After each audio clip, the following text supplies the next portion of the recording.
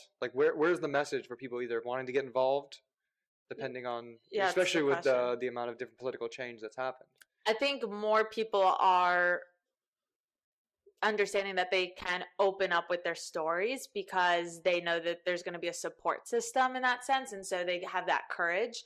But my event, so my last keynote at Women in Power Expo DC was called Me Too Time's Up, Now What?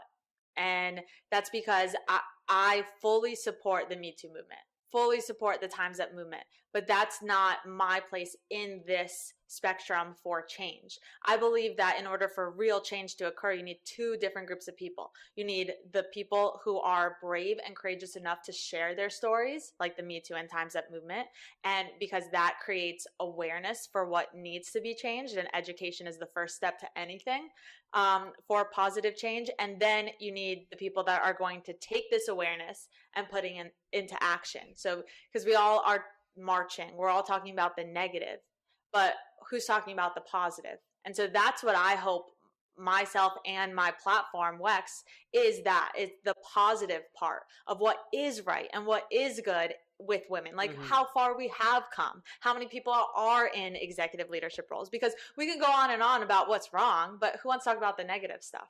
And are we doing anything to change that if we're always talking about what's wrong?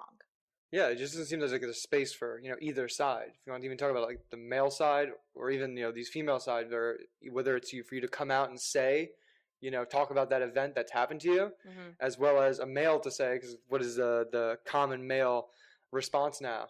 Well, I didn't want to hire her because I'm afraid I'm going to get fired. Or I just don't want to talk to a woman now because I kind of like, you just can't help yourself. Like that's what it seems like a lot of the male responses are. That's not good. That's not good. That's not good at all. There's no culture around, even how we can discuss this. Jordan Peterson, when he was on that crazy Vice interview with another dude, they were talking he made interesting points. Well, men and women just started being allowed to work together in the past 50 or 60 years in an office space. And we see what's happened since then. It's improved, but it's not a great place for either side, or a safe side for both of them to work comfortably, because we force these people to work together and work together more than the people that live together. They spend more time. Right. And now one of the most common things, or most things that we're naturally adept to do, is to have sex. It's what our cells are programmed to do on such a small level. And we're telling these people that we're with, that we have relationships with, whether they're intimate or whether, we're spending so much time with them, that you can't do this and you can't do that, and you have to respect each other. This is the ways you respect each other, but you can't talk to each other about it. You have to go through an HR department over here. And then we expect everything to be okay. It's just, we're not there yet. Right. And I think to that, I